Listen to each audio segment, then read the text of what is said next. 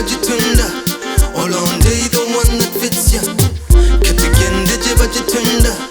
Olonde the one that fits ya. Hey, welcome to episode 1 of the PropaUgandan Podcast with Kalungi Ssebandeke.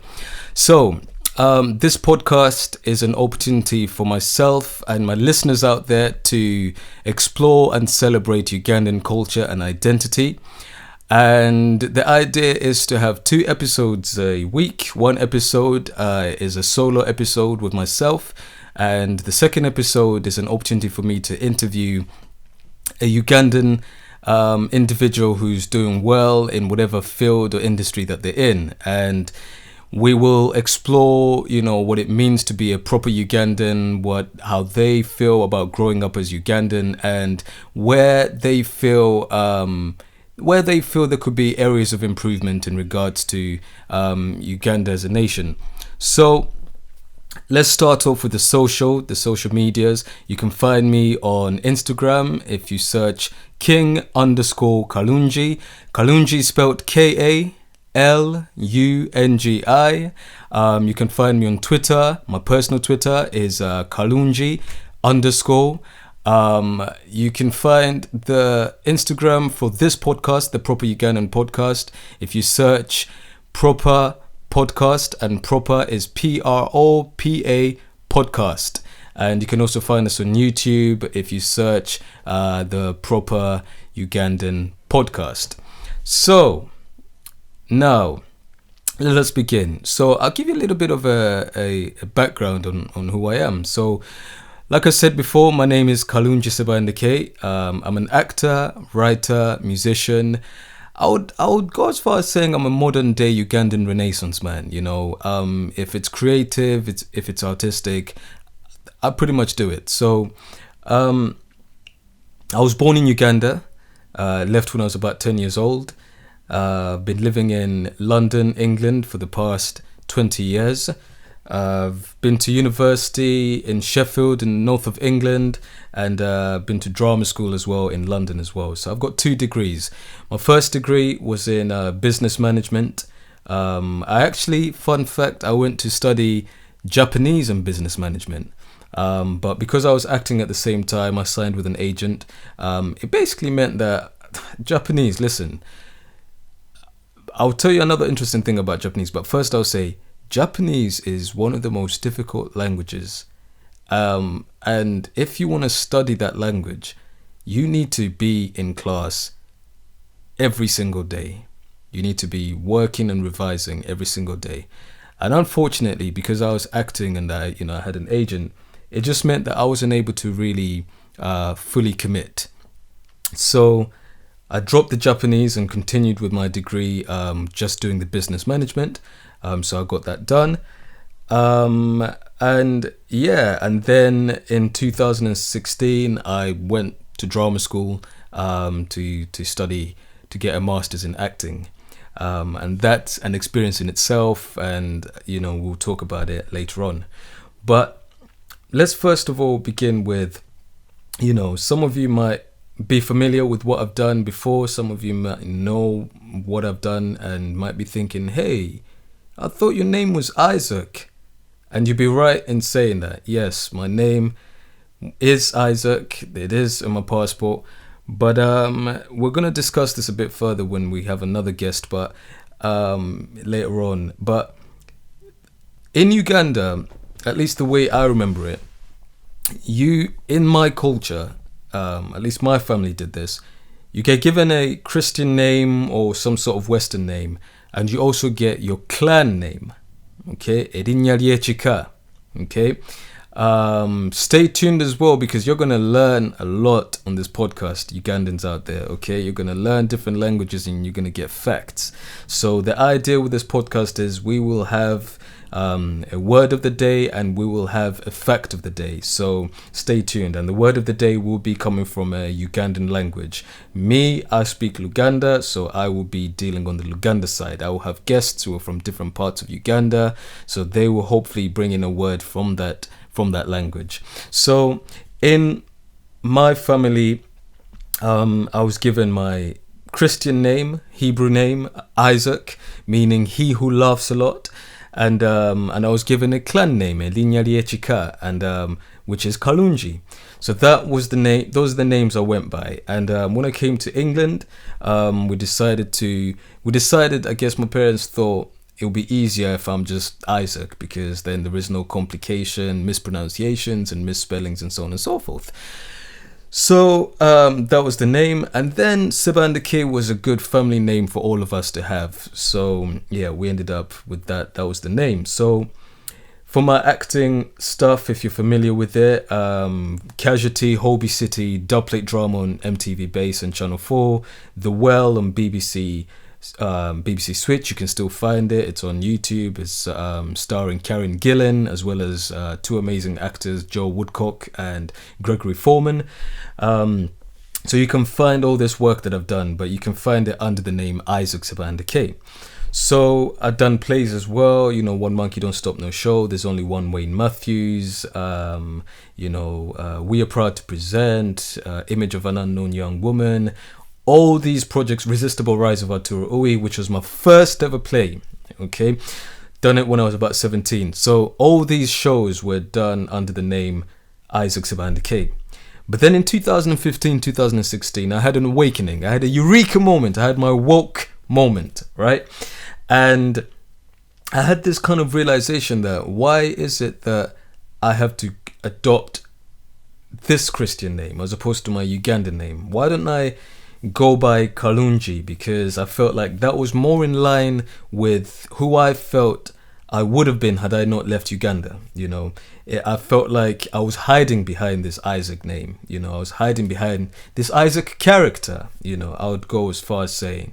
So I decided to put that name to one side and fully embrace and walk into my Ugandan identity.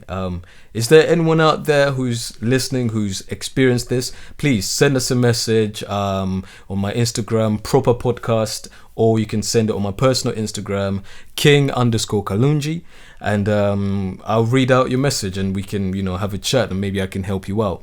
So yeah, in this embracing of your identity, your Ugandan identity, I think is very important, especially growing up right now. I think gone are the days where people are ashamed of being African. I think those days are over. I think we should all really embrace being where we're from. I think we should embrace whatever accents we have, our names. We should really, really embrace that. I think the day that I decided to go by Kalungi was a really liberating day, because it meant that I said a Ugandan name every day. I said a Luganda word every day. Anytime I introduce myself or refer to myself, I was saying something Ugandan, And it also meant that Kalungi and Ssebandeke were put together. I always find it interesting, and it's no shade to anyone, and it has to be said that this podcast, the PropaUgandan Podcast, is no shade or, digs to anyone. This isn't me saying that, this is the way to be Ugandan. This isn't me, making you doubt your Ugandan culture, making you feel as though you're not a proper Ugandan. We're having a proper Ugandan chat in that these conversations are related to being Ugandan, okay? Hence the name, the PropaUgandan Podcast, okay? It is, and it's also questioning this idea of what it means to be a proper Ugandan. What does that mean, okay? So don't feel bad if you're going by your Christian name or your Muslim name, or you're going by whatever Western name you have. Don't feel bad at all, okay? This is just, I'm talking from my experience, and I've found that that embracing my Ugandan name, embracing Kalungi, I felt like having those two names together was a big statement. When I first saw my credit, when I was credited on Doctor Who, the end of the episode, and I saw Kalungi Ssebandeke, it was like a win for myself, but a win for Ugandans everywhere, because it was two Ugandan names put together, and there was something really beautiful about that. When I saw, you can see in the back there, I've got my play, Asata Taught Me, which is my debut play. So you see, when I got the credits and I saw the book, the playtext rather, and it said Kalungi Ssebandeke. That was incredible to me. And just a little shameless plug. You can find that play on Amazon. Just simply Google Asata Taught Me, ASSATA, for anyone that's listening and that can't see this. So seeing that those two names, Ugandan names together, brought joy to my heart, because it just showed me that West isn't always the best. You know what I mean? Sometimes East African or West African or South, being African and putting both African names together can be just as strong. Doesn't make me more Ugandan. Doesn't make me more Ugandan than you. Doesn't make me a proper Ugandan. All it does is it gives me the satisfaction that I had the bravery to put my two Ugandan names together. Now listen to that, because there is a level of bravery that comes with that. Going, you know what? Let me not make it easy for them. Let me put both Ugandan names together. And not gonna lie, going to drama school, there was this kind of like feeling sometimes where I went, oh, should I just drop the Kalungi and just go by Isaac? It would be a lot easier. People won't mispronounce it. I'm even ashamed to say that sometimes I struggled pronouncing the name because I hadn't said it for such a long time. So yeah, there is bravery in that, going, you know what? Let me just go by this name. Maybe your name is, I don't know, Nakaunde, Kawoya. I don't know if you can have those two together, because there could be different clans, but maybe your name is, Mpoza Katebedezai, you know what I mean? And you think it needs to be Benjamin Katebedezai. Do you know what I mean? Like, why don't you be brave and just say, okay, let's put both Ugandan names together. You know what I mean? Let me get both of them together and see what happens. And of course, I understand as well. I know some names they're given to you by a parent, and you want to honor that as well. I understand that as well.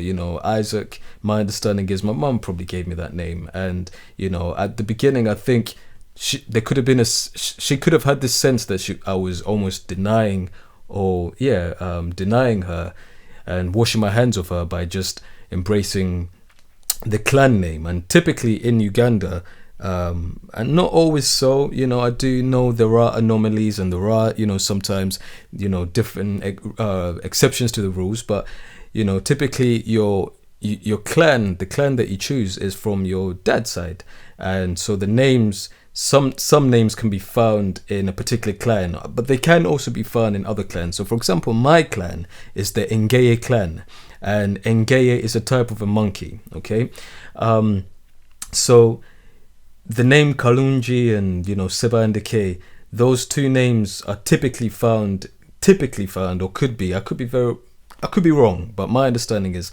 they're found within that clan. You find certain names that I'm in the let's see, the Mpindi clan, or for example, or the let's see, what other clans are there. This is when I test my knowledge of Ugandan culture.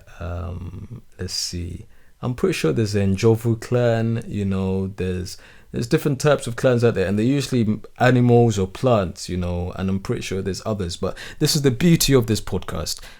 I'm learning, you're learning, I'm teaching, you're teaching. So please do let me know out there other clans that exist. Let me know if I got anything wrong, and we can add and improve on our understanding of Ugandan culture. So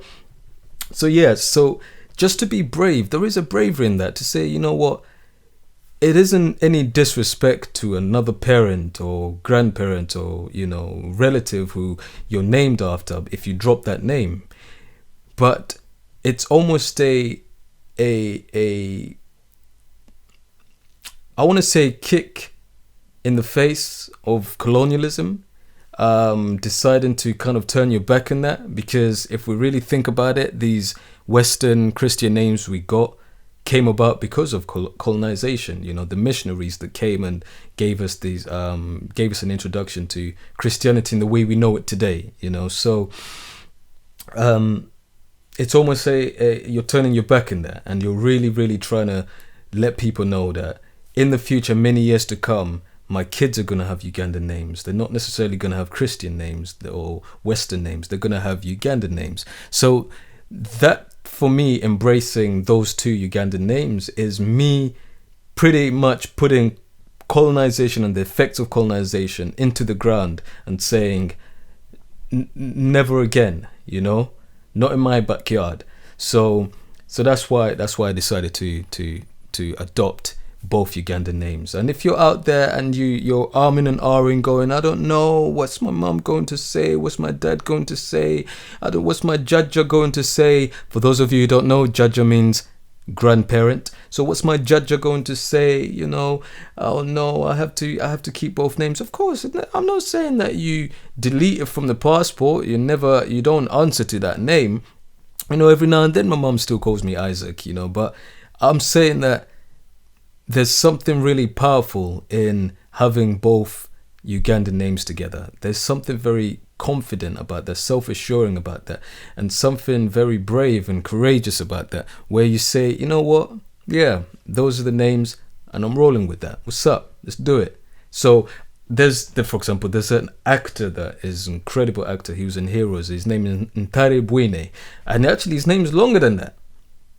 It's longer than that, you know, Ntare Bwine and Ntare Mwine, and his name's longer than that. And I used to see his name in the credits after Heroes, or you know, he's in the Shy, and I would love to have him on this podcast. If anyone knows him and can help me get in touch, please, I would love to have Ntare Mwine on this podcast. But I know he said, "Bun it, I'm gonna these are the names. What's up?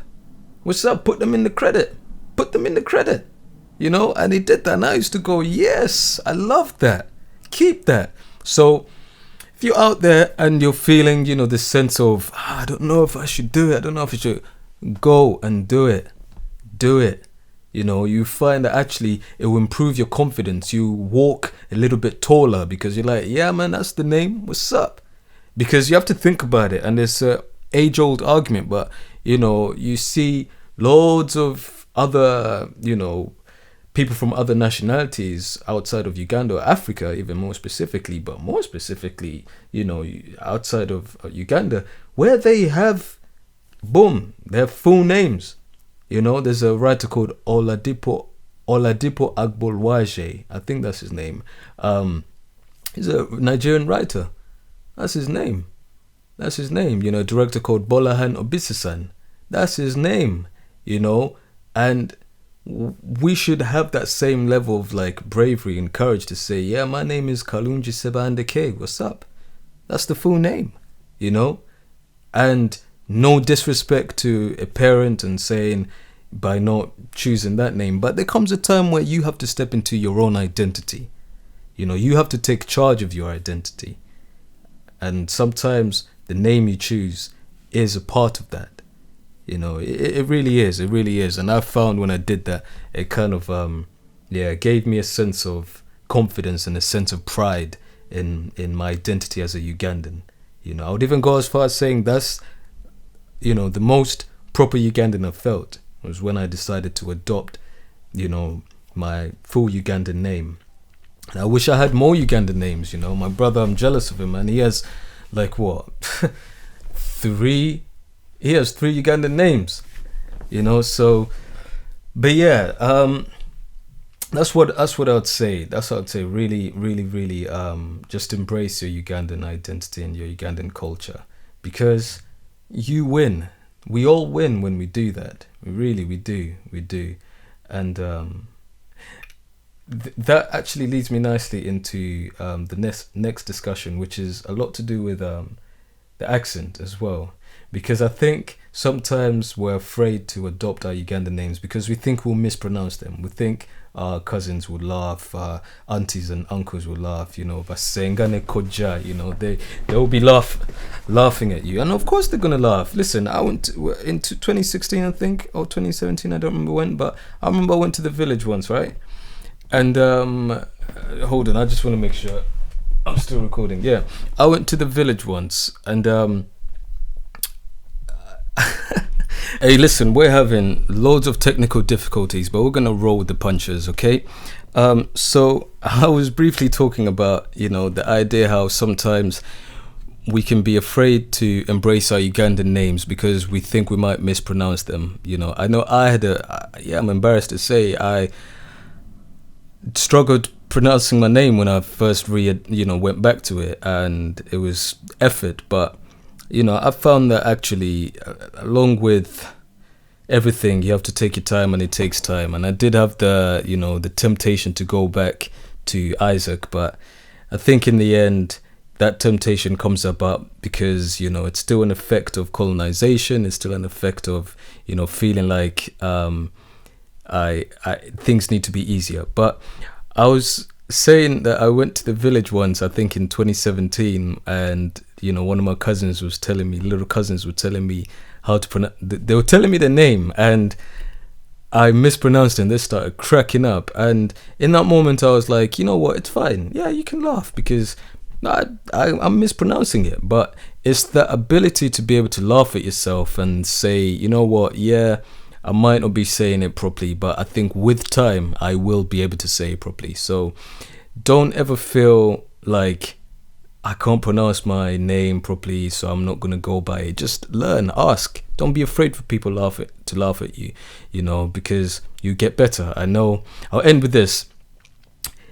When I first decided, at least in 2010, that I will make more of an effort to speak Luganda, it came about because I went to France for my exchange trip,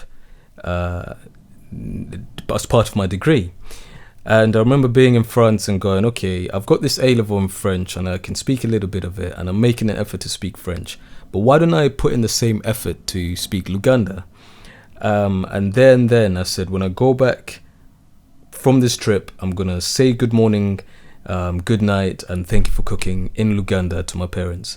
And I did that, and it started off really shaky, but I did it more and more. And I had another situation where I went off to Uganda and someone laughed at me and said that I spoke Luganda like a baby. And I said, you know what, I'm gonna go back. When I go back to the UK, I'm gonna just practice. So I started treating learning Luganda as the same way I would learn a speech. So I started slowing it down, getting a phrase and slowing it down, and then speeding up, because what that does is it gets your teeth and your tongue and your lips and everything, your face, used to pronouncing this word or this phrase. So that allowed me to be able to work on that and improve on my Luganda. So the word of the day today, for this episode of the Proper Ugandan Podcast, the word of the day is omukwano. Oh, let's fix this.